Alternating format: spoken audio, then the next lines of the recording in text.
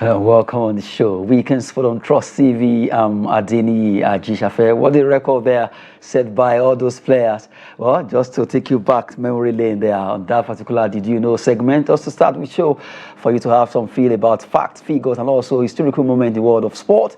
We'll be taking you around about activities that happened during the week, and also for this weekend, a big one happened over there in England, Germany, between England and Spain, for the Euro 2024 finals that will be coming up for the weekend there. Well, on Mondays, Argentina versus Colombia in the final of Copa America, while the third place between Canada and Uruguay will also be coming up on Sunday. Well, big one for the weekend. And right now, we'll be looking at activities that happened during the week. A lot of transfer here and there, a lot of issues that have to do with football, sports, different sporting moment. But now we focus on Nigerian stories. As we start with during the week, the Minister of Sport Development handed over the Team Nigeria to the Nigeria Olympic Committee. FG hands over Team Nigeria contingent to the NOC ahead of the Olympics, where they'll be traveling to Paris. And while we speak about that, we have some Nigerians already in Spain and some in Germany. Basketball, that's the Tigers and Super Falcons, who are about ready to see how they would do well ahead of this competition. For the Team Nigeria contingent, the kits that they'll be using at the Olympics was also unveiled. That's to do with the entire kit that they will be using at the Paris Games. Well, good one. At least the federal government, through the Ministry of Sport Development, where the Minister of Sport Development, John Owaheno, unveiled those kits there, and also it was paraded by S.A. Brume and other athletes that were actually on standby to do that kit parade, rather launching there, while they were handed over to the Nigeria Olympic Committee, the event during the week there. For Team Nigeria, they've been handed over to the NOC, and the minister is actually trying to see that they will do well at the Olympics. Well, that's the first story we're looking at. That's to do with the week review. Still talking about Team Nigeria, week review. Sports Minister charges Team Nigeria to fly high at the Olympics. That's the second one we're looking at there. At the Paris Olympics, they've been charged right now to do well because, according to the minister, the federal government actually approved the entire budget for the Olympics for Nigeria, for Team Nigeria. And right now, everything is in place for them to do well and fly high at the Paris Olympics. Yeah, we just hope that the fly high will actually happen, because we want to see them on the podium winning gold, silver, and bronze medal for Nigeria at the Paris Olympics. Yeah. Well, still talking about activities during the week there. For Team Nigeria, a lot of athletes are battle ready. 87 of them will be competing in different sports for Nigeria in boxing, athletics, football, women football, not forgetting women basketball, canoeing, different sports that they will be participating, about 12 of them. And now we have 87 Nigerian athletes that will be participating in all these categories. Wishing them the best as they actually get ready, because the Olympics will be starting in a couple of, maybe in the next, in fact, not up to 2 weeks anymore. Let's just say the next 12 days. By 25th of this month, the Olympics will actually start over there in Paris, France. Team Nigeria, hopefully, we expect them to do well, as they've been given all the necessary nods that they need at the games there. Well, just during the week also, we saw that the CAF Interclub competition first preliminary stages of the draws were actually conducted, where a team from Nigeria, Rangers International, Remo Stars, and also Academy knows the team that they will play. Let's start with the CAF Champions League, where we have our own teams that will be playing there. Remo Stars will be playing against AS FAR of Morocco, while Zilimanjo of Comoros will face Rangers International in the preliminary round of the CAF Champions League. The first leg will be from 16 to 18 August, while second leg will be from 23rd to 25th August. And that will also be happening between those two teams representing Nigeria in the CAF Champions League, Rangers and Remo Stars. A tough one for Rangers facing a Moroccan team. It's tall order for them, but still something that they need to believe in them so that they can do it. Talking about the CAF Interclub competition, let's look at the CAF Confederation, where we also have the draw that was conducted, where Enyimba already, they are drawn by to face the winner between Hafia FC of Guinea and Rahimo FC of Burkina Faso. Anything that wins there will be facing Enyimba in the second preliminary round, while El Kanemi Warriors will be facing Daji FC of Benin Republic. First leg in Nigeria, second leg in Benin Republic. The winner over the two legs will play against RS Bakane in the second preliminary round of the CAF Confederation Cup that will be coming up also starting from August there. Well, to let you have a feel of what happened during the week in the CAF draw that was conducted for the preliminary draws there. Well, join us for Kaduna to talk sport this hour is Joseph Peter. Good to have you, Joseph. Good morning. Good to have you. Okay, so before you join us, we're actually talking about Team Nigeria going to the Olympics, where they've been handed over to the NOC by the Ministry of Sport Development, and also they've been charged to make sure they fly high at the Paris Olympics there. We also included the CAF Confederation and CAF Champions League fixture draws for the first preliminary round that involve El Kanemi Warriors with the Benin Republic team, and also Rangers against AS FAR of Morocco, while Zilimanjo of Comoros be facing, Remo Stars be facing AS FAR, while Rangers face Zilimanjo of Comoros. Yeah, as an athlete, sportsman, when you're going for a competition of such magnitude, you know the importance of the Olympic and how big the Olympic is. You need the support of your, federation and your nation as a whole, to go and perform and do well. And that preparation starts first with you, and then it goes to the hand of the authority to provide the necessary kit, necessary logistics, and the necessary resources that will help you thrive. In this case of Nigeria this year, I am very, very much positive when it comes to their preparation of the athlete. They have prepared well, seeing their performance from the national levels to the African level now. The Olympics is before them. They have done quite well, and there is a high expectation as per their performance. So for them to have been given the backing that they are giving right now by the committee that is responsible and the FA, it's a good thing. It's a morale booster, and that makes us Nigerians to expect nothing but the best from them.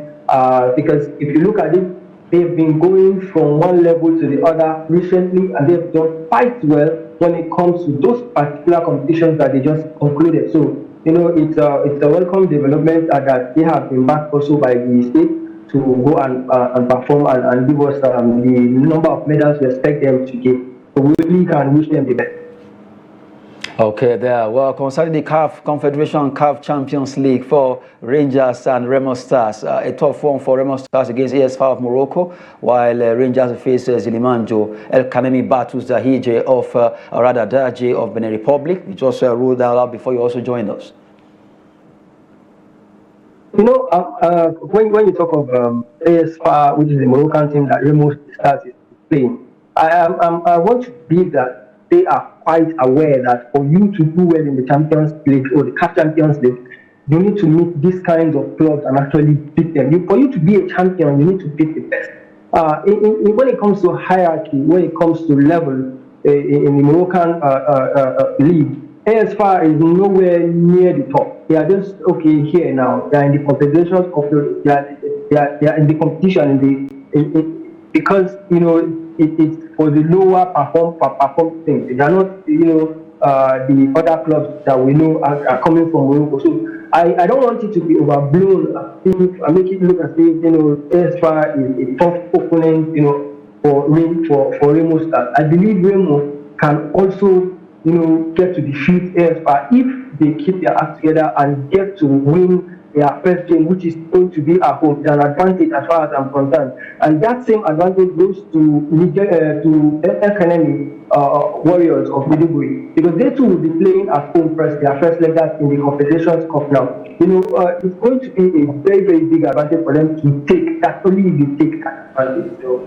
it's against a Benin Republic thing. This is Nigeria, and I believe, or I want to believe, that when it comes to football matters, we are at better time than that of in the Republic. But then all these things need to be transmitted on the pitch. The El Kanemi Warriors need to know what they want to do and execute it.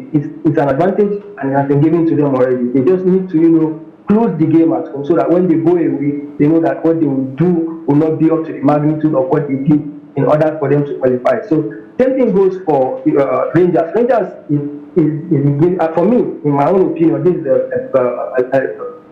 good draw for them. This opponent should not really give them problems. Home or away, Rangers should be able to put them away and qualify to the next round of the competition. Well, still taking you through the week of what's happened during the week in the world of sport there. Talking about CAF Interclub competition that has to do with Raymond Stars, Rangers International, El Kanemi Warriors, and also Eimba. But now, we move away from there. We're just rolling through the week. And let's talk about what happened yesterday. Well, just a few hours after unveiling Paul Offer, we're talking about Kano Pillars now. Let's talk about Kano Pillars.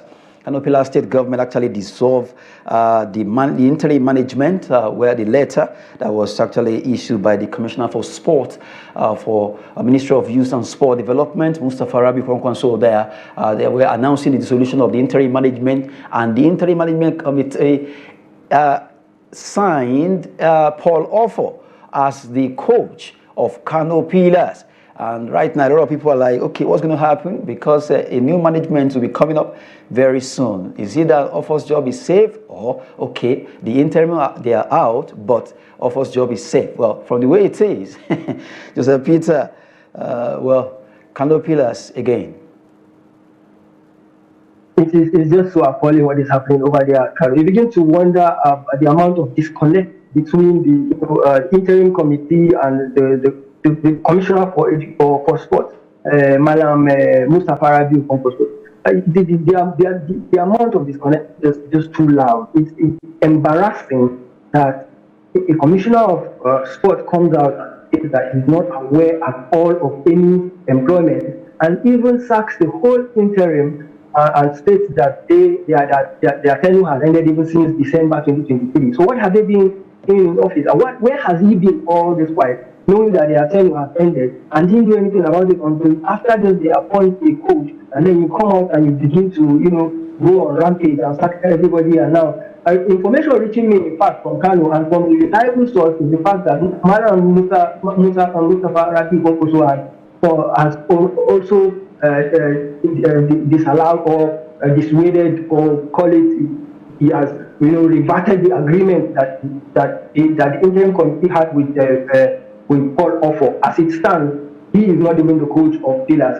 I am sure that an official channel will communicate this to you later, but I can tell you from a reliable source that Paul Offer is not really the coach of Kano Pillars, even as of now, because the commissioner has already denied that employment as it stands. But we just need to look at them and see what he will constitute under his office to create a committee that will manage the affairs of Kano Pillars.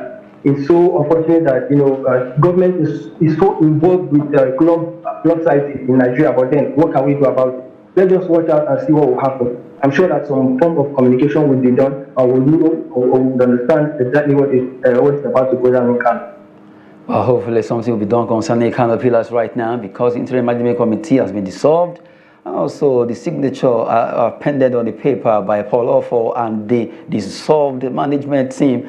We still don't know what's going to be happening concerning that, but anything can happen in football, maybe in sport. Well, still talking about the week, some stories unfolding for our own international, Wilfred Ndidi. Right now, has actually put pen to paper to extending his deal with Leicester for the fact that he has an unfinished business with them, a new contract that will see him staying with them till 2027. A good one, right, Joe? It makes sense. He was an integral part of their championship-winning team last season.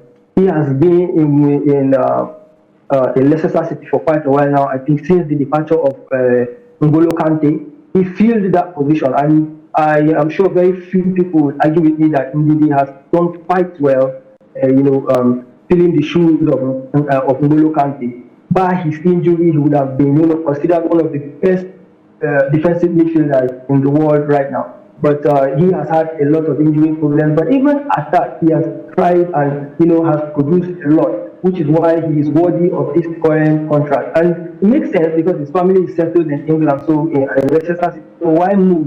And if he was going to move, I don't believe that he would have gotten a better club than Leicester anyway. So this is a very, very welcome development for the side of Ndidi, and I wish him the best this coming season in the Premier League. Well, we're wishing Wilfred Ndidi the best at the Leicester City club where he plays straight there. Still talking about the week. Well, a lot of activities happen. We just have to peek around there. Well, we're talking about basketball this time around.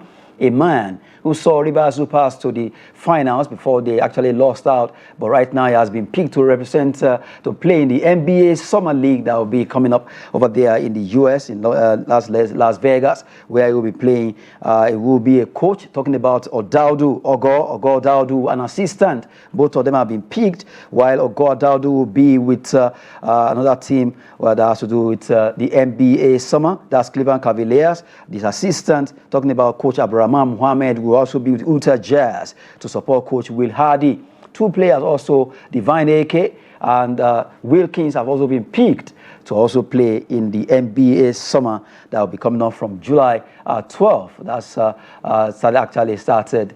It will run till 22nd, where they will all be playing to represent all those clubs that they have been signed up. Good one for the four of them, two coaches and two players from Rivers Upas. Congrats to them for being able to get this. That's a very good applause for Nigerian sport. Very happy for this young man and the coach, obviously, and the assistant. Since after the conclusion of the ball competition, a lot of good news are coming out from that camp, and deservedly so, because of their performance and what they've been able to achieve. And now that the coaches have been drafted into the NBA Summer League, for them to go there and learn whatever they learn, they will transmit it back into the youth system of the Nigerian basketball team, and it will help a lot, in grooming more talent like the ones we have already that have been drafted in development, and we're happy for them. And more congratulations for the Rivers of Rivers State. Congrats to Rivers Upas coaches Ogo Daudu and also Abdurrahman, Divine AK and Wilkins for being able to get that now to play in the NBA Summer League starting from 12th to 22nd, where they'll be playing with different clubs, and they will also be paid for those days that they will be participating over there in the NBA. And if they do well, who says contrast they can come? Well, we wish them the best. Just to take you around the world of sport that happened during the week, like week review that we just have for you on the show Weekend Sport on Trust TV. But right now, we cross over to the main event of the day, and we know that right now the world is at standstill for the Euros 2024, the finals coming up for this weekend between England and Spain, the Three Lions and the Lioyas, as they will be fighting for honors. Who wins this particular encounter?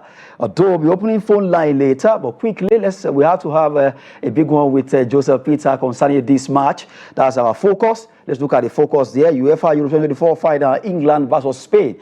Joseph, big one is here for this weekend, precisely on Sunday. They will be fighting between Spain and England. I know your head is already talking Spain, your mind is talking England. Right? When I look at this final, for me, the only thing that is up to in this final actually is how England get to maneuver their way and trek and sometimes even have to stumble, and how they ended up in this competition and this competition's final. They really cannot perform, but this is football.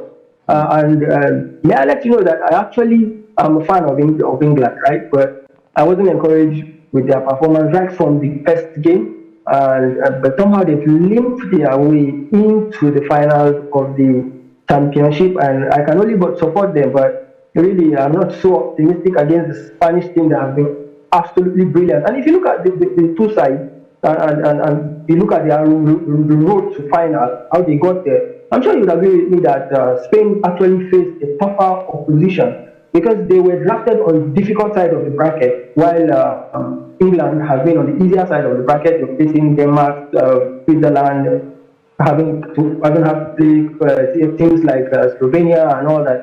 The most difficult, I think, opponents they faced on their way to the final is, of course, the Netherlands, whom they defeated. But even after defeating the Netherlands, you could see how they did it. So it's not really encouraging their gameplay. I think the best performance they've had since this competition started was the first half against the Netherlands. I would say that was their best performance since this competition started. So, but they are here now, and what I can do is just support them. I really wish the English actually end this drop of lack of trophy for over 56 years now. They've not won anything serious. So I really hope that they get to win this time around. But against Yasmin Lamal and Nico Williams and Godric's army, it's not just going to be easy. Okay, while we're talking about the England against versus Spain, rather, now let's touch on the Copa America third place. Then we'll come back to this. Let's look at the Combo Copa America third place final that will be coming between Uruguay and Canada. Surprisingly, Uruguay could not make it to the final, and right now they'll be facing Canada in the top place match that will be coming up on Sunday. We just wanted to touch on it before we come back to our main focus, which is England-Spain. This game is a game that a lot of football pundits predicted that Uruguay and Argentina will play final, but it didn't happen. But now they'll be facing Canada, and a lot of people already say maybe they will overrun Canada, which may not happen. Football is so unpredictable. Where do you stand, Joseph Peter, looking at the fact that Canada also, they have a big one against Uruguay, but football can be so unpredictable. Football can be unpredictable. You know, prior to this competition, everybody tipped Uruguay and Argentina. And personally, I felt Uruguay have the quality to actually win the Copa America. If you look at the team, Federico Valverde is there, Darwin Núñez is there. There are a lot of stars. You know, there are a lot of stars. We need to think about the Uruguayan team. The Uruguayan team is star-studded. And actually, the going was actually smooth until they got to that particular semi-final. Well, maybe I would say the games against Brazil, where they knocked out Brazil, because that game wasn't pleasant to watch. Because the game, there were a lot of kickings, a lot of fouls and all that. They somehow managed to take it to penalty and defeat Brazil. After that, I was confident again that they can actually go all the way, because I really think that they are the team that, you know, carries enough stars to pose the threat against the Argentina. And then, you know, the other time I was speaking about the side of the bracket. If you look at it, you would agree with me that Argentina, who are the other opponents right now in the final, were on the right side of the bracket, on the, you know, easier side of the bracket, winning and playing. You know, the toughest game they played against was Colombia, and they couldn't even beat Colombia. So I was expecting a very, very tough final for Argentina, you know, from Uruguay, but then somehow they got defeated by the Colombian team. And James Rodriguez, what a player. We all thought it's over for him, but he has been phenomenal in the Copa America this year. He has been everything that we believe is finished out of him, and look where that got to. But then speaking about Canada are also a surprise party. As far as I'm concerned, they shouldn't be the ones playing the third place. But they are there now, and they have, you know, if you look at their games against Argentina, both games, you would agree with me that they made it tough. The first game, they didn't, you know, allow the Argentinian team to even, you know, score a goal in the first half, because in the second half, that somehow, in a moment of brilliance coming from, I think, Lautaro Martinez or Alvarez, they were the two that scored and knocked them out. So it's really going to be not so easy for the Uruguayan team. And who knows how many of the players are returning to play for Uruguay? Because, you know, after the games against Colombia, there was a scuffle, and a lot of those players will probably be banned before the game. We don't know who they are. I don't have any information after that, but then, you know, the Uruguayan team, I don't think they are very, very much motivated right now. I expect the Canadian team to actually, because they want it more. If you look at it, the Canadians are more organized, and they are more hungrier for this particular trophy, you know, to put a mark on their performance in this Commonwealth competition for this year. So I want to lean towards the Uruguayan actually, to the Canadians actually winning this particular trophy.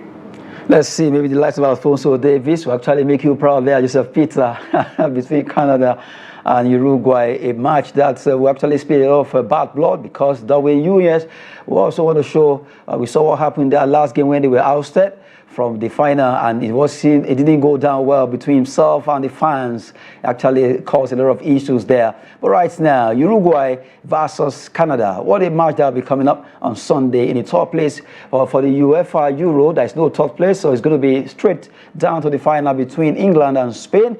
Now we revert back to our focus. Let's talk about the England versus Spain. If you look at this game, that's after this your analysis, then we'll be opening the phone line for Nigerians to actually comment on the expectations concerning that game. Now, England, Spain, we know to some extent the Spanish team are very, very young, youthful team, talented team.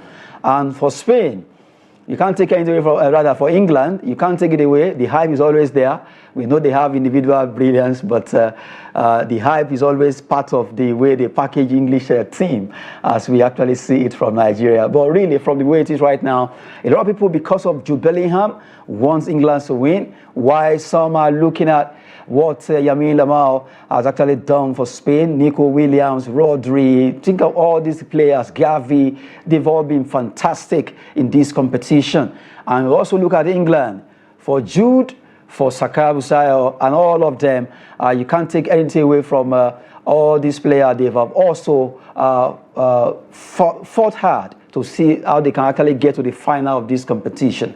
But for you, I'm sure that if you look at the way Spain have played so far in this tournament, you want to tilt toward them, maybe let's say 60-40, 60 Spain, 40 England, right? I'm just trying to put some to your mouth.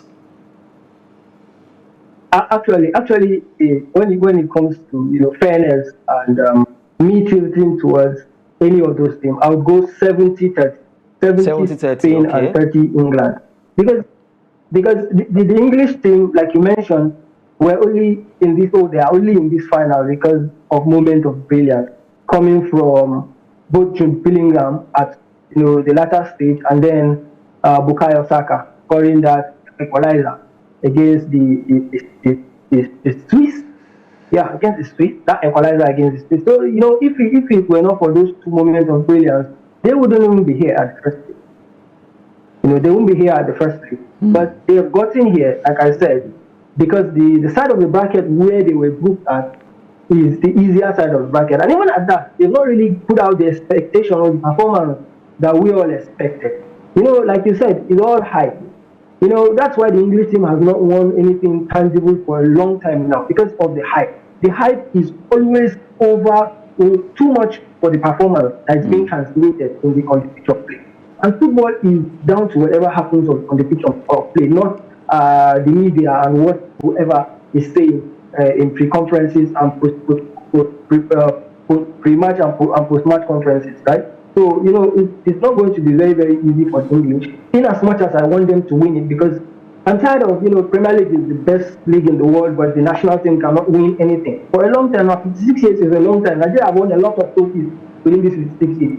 And England has not won anything. Last time they had the chance to do it was in Wembley, back there in their backyard. But they couldn't beat the Italians. Now they have a chance to do it over here in Germany. And from the information reaching me is that over 150,000 English fans are expected in Germany to actually be part of that game, because they're actually closer to Germany, right, than the Spanish. So it's going to be kind of an away game for the Spanish. It's going to be a feeling of an away game, but you cannot take away the Spanish. They knocked out Germany, who are the hosts, so they can do anything, and they are the best team as far as I'm concerned in this competition. It's just going to be, a very, very difficult game for the English. Let's just say that.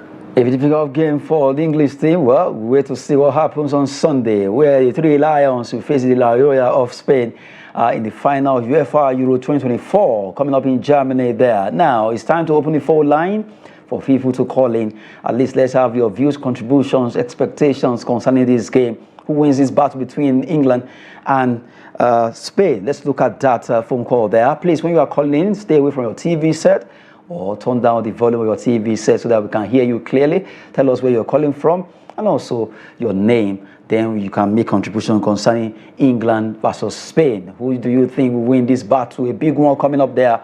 Jude Bellingham, Harry Kane, their coach Gareth Southgate, and you look at Spanish team, relatively very young, and they've been fantastic in this tournament. They were able to at least show a lot of people how to play football or soccer in this tournament so far. Especially, you can't take anything from the young Lamine Yamal, who really has shown like a million stars, the 16-year-old player. And then Bukayo Saka too, yes, a fantastic player. But, well, as we are expecting phone calls there for people to call in, Joe Peters, you look at, there's this particular, a lot of people are complaining about this. If you noticed, the last Euro, what happened where Bukayo Saka had issue with penalty, they all pounced on him as if now that he's doing well, Everybody's singing his praises, and if anything happens, we just hope that no black, it won't be fault of any black player. Why is he always like that? Kind of in England, the black players, look at France. In fact, almost entire squad are blacks, but still, they find a way to know how to package them. But in England, immediately any black player commits a foul, any error, that player is a black sheep. Before I go into that, I'll just, tell you that it's down to one thing alone.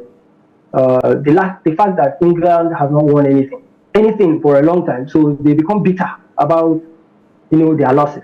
They're very, very bitter about their losses.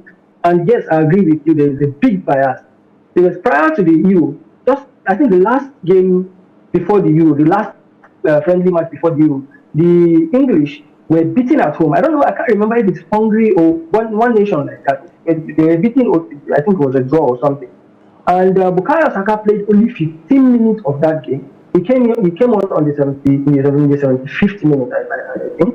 And after losing that game, the next day, the whole day, the newspapers in England were carrying Bukayo Saka's face on their front page, as if he was the reason why they lost that game. So there's this, racism that is very, very open in the English football space, and nobody is talking about it. Nobody is doing anything about it because why Bukayo Saka's face was on the front page of a major newspapers in England that they really it baffles me. I was started like I was so shocked. A lot of people were so shocked at the amount of criticism that young man has been receiving despite his performances, great performances for the English. You look back at the last Euro and what happened and the amount of racism he received. He and the other young man, Rashford, after that penalty kick loss, it was embarrassing, and it's so unfortunate that 4 years after, 2 years later, the same thing is still happening. They are still putting his face on the front page and condemning him for a game that he only participated just 15 minutes.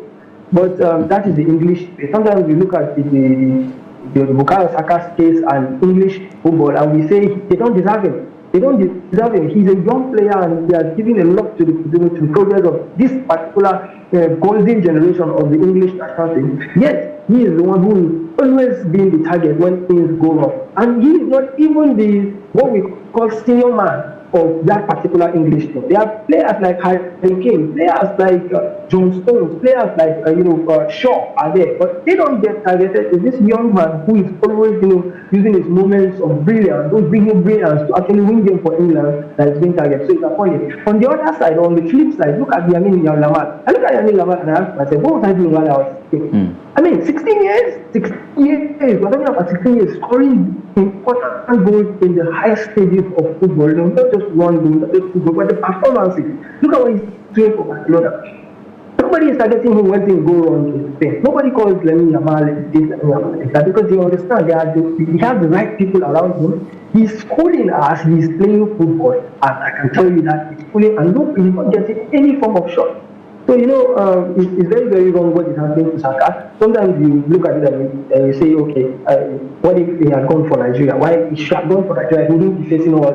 But, the Nigeria too has provided a good platform for players who want to come and play for us. But that's not the topic.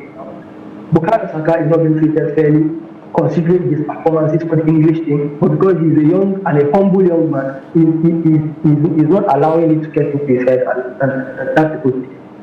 Well, we've been talking concerning England, where racism seems to still be having a sway there, because each time a black player commits a foul or any issue, they will always bounce on them. Well, let's see what happens on Sunday, where they'll be facing against Spain. They'll be playing against them, and it's a tough match it's going to be, because right now the likes of Yamil are battle ready ahead of this game, and that's why we open the phone line for you to make your contributions. Hopefully, okay, we have a caller join us right away. Good to have you on the show.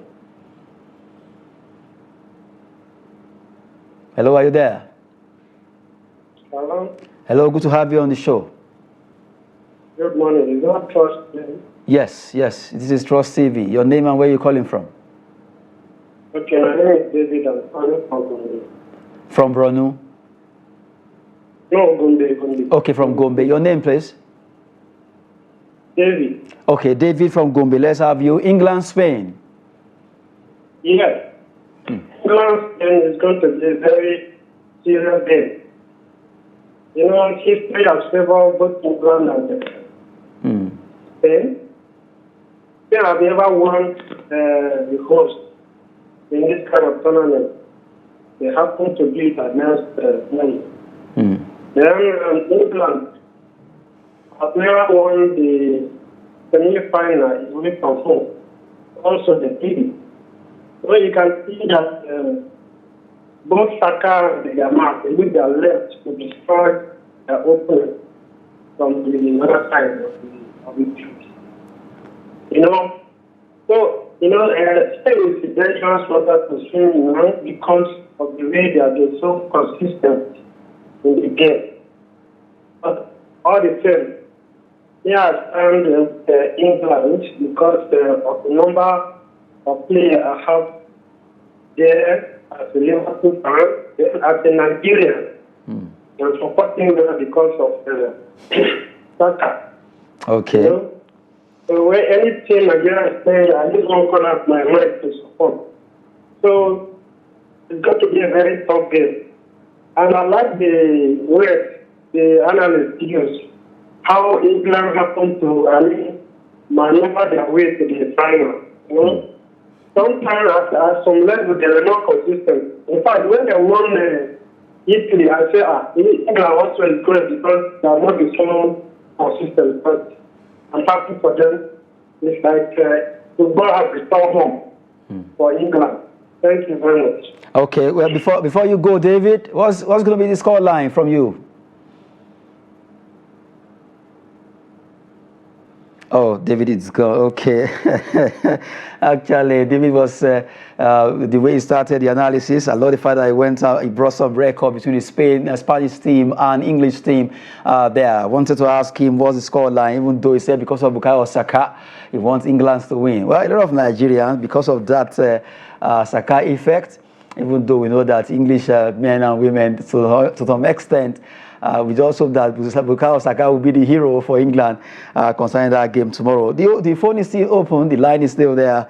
Call us and let's have your view concerning this game that will be coming up on Sunday. Well, but back to you, Joe. You heard what he said, that because of Bukayo Saka, he wants England to win, even though he knows that Spanish team have been out of this world. They really performed excellently well, but for the flair of Bukayo Saka now, he wants England to win. That's from David, calling from Gombe right now. Well, this competition, we've seen so many talented players who actually shone like million stars. They've actually they stood apart from other players.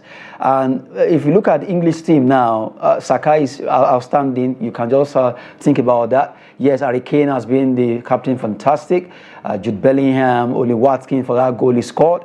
And you can't take anything away from Yamil Lamar and Nico Williams and all the other players like Rodri or Gavi, all of them in this competition. And I've asked so many analysts on the show where some mentioned that Yamil Lamar has been their best player for this tournament. And he's almost getting to that level where the MVP of this tournament is tilting towards that 16-year-old boy or lad, if I should use that word, in this competition. But from your own judgment, who has been the best player of this tournament? Absolutely, Lamine Yamal. Absolutely. And even Bukayo Saka has been mentioned, his performance has not been so consistent. The first game he wasn't really there. The only game which I think he was very influential was the last two games for England. The one against Switzerland and the one with whom they qualified into the final right now. So really, everybody, it's clear. You know, at some point we were all thinking Lamine Yamal. Then it was Nico Williams, still in the same national team, the Spanish national team. Nobody even was talking about Bukayo Saka. But Bukayo Saka is really mentioned when it comes to an English affair. When England are about to play, that's when the expectation is there for him. Why? Because he has been one of the brightest prospects in football for a very long time now. For a couple of years now, he has been doing quite well for the English national team. But really, when it comes to the best performer in this competition, there's no challenging. It's just Lamine Yamal, and even if there is a number 2, I would still take to Nico Williams in the Spanish national team, really. I'm not picking any player from the English team because if you look at how they've been performing, they've been stuttering, and how they actually got to this final. So, really, I'll just stick to Yamal. Well, a big one there concerning the best player of the tournament so far for Joseph Peter is also standing with Lamine Yamal, the 16-year-old lad who has been a fantastic player for this tournament. At his age, he has actually mesmerized the whole world, and everyone seems to be in love with Lamine Yamal, the way he's actually playing football right now. Well, tomorrow is the D-Day between the two, the Three Lions and the La Rioja of Spain, and we'll see who actually triumph. Even though a lot of Nigeria, because of Saka, actually tilted towards England, but let the best team win. That's how football should be. But right now, when it comes to this tournament, I'm talking about Euros now. And if you are to look at the AFCON that was actually conducted in Cote d'Ivoire, where would you stand officiating the competition, the razzmatazz, and every other thing that come like a whole total package of the two events, AFCON and Euros? Which one would you pick? You know, the level is not even the same. The level, there's a lot of mistakes when it comes to the African side of shape. The AFCON this particular year, the one that just passed, it was better. It was a lot better because we've had competitions in Africa where the referee ends the game before the end of the stipulated time. We've had such cases, but not condemning anybody. I think we have improvement. We have chance to improve. We need to improve when it comes to our officiating in Africa. But when it comes to the best performance, comparing the two, they are not the same level at all. Because the technology means the personnel, they are a lot more professional up there in Europe than they are here in Africa. The Euro final is a very good performance. Will be coming from Spain versus England. The two teams will be locking on Sunday, and it's a match that the whole world wants to see who will win this particular battle. We've been talking with Joseph Peter, and also for the fact that all the happenings in the world of sport during the week, we took that before we talk about the third place, where Uruguay will be facing Canada in the third place fight in the Copa America there. Well, before I let you go, Joseph, you need to do two things in one. Predict your score line between Uruguay and Canada, then England, Spain. 1-0 to Canada, 1-0 to Spain. What did you say? 1-0 to Canada. Same score for Spain, 1-0 to Spain. Okay, Octopus Joseph has spoken. Let's see where it will land by the time tomorrow comes. For those matches, it's going to be a tough one, but let the best team win there. Well, we want to appreciate your time with us. Joseph Peter, join us from Kaduna. Thank you so much, Joseph. Thank you for having me. Have a great day. Okay, good one. We also want to appreciate David calling in from Gombe. Seems network really is not being our friend today, but at least David was able to get through, and we spoke about England and Spain, tilting towards England because of Bukayo Saka. Why Joseph believed that Spain will be able to pepper England by a long goal. Canada too, according to him, that they will also pepper Uruguay by a long goal. Well, like I always say, let the best team win on the show. But before we go, we actually talk about the Wimbledon tennis. The final will be coming up for this weekend. The women version, let's talk about the women now, where Wimbledon women's final will be between Barbora Krejcikova, the Czech Republic player, versus Italian Yasmin Paolini. That game will be coming up today. And, let the best player win in this game. The two women will be locking on over there in England for the finals of the Wimbledon for this year. For the men, it's going to be the repeat of last year, where Novak Djokovic, who will be facing young man, 21-year-old Carlos Alcaraz of Spain. So a tough one there. It's going to be two events happening for Spain tomorrow, because this man will be playing, representing Spain in the final of Wimbledon, while Spain footballers will also be playing against England in the final. But for Carlos Alcaraz, he will be defending that title that he won last time against Novak Djokovic, and this time around, Djokovic also has actually done it 4 times, and now he's facing another player, a young player, that's Carlos Alcaraz, in that game over there at Wimbledon, where they'll be locking arms for the final for men's singles in the tennis championship. They attacked the Wimbledon in over there in England. Well, they're the best player win that encounter, but the tough one is going to be because both of them played together last year before Carlos Alcaraz was able to win. And for Team Nigeria, we are wishing them the best as Olympia actually draw closer and closer for Super Falcons, the athletes, the D Tigress of this world. We are saying from Trust TV that we wish you the best as it prosecutes all the events that they will be representing Nigeria over there in Paris. Well, for England and Spain, the best thing win, as we always say. Well, we want to say have a splendid weekend from the entire crew of the show Weekend Sport on Trust TV. I'm Adeni Ajishafe. Thanks for watching.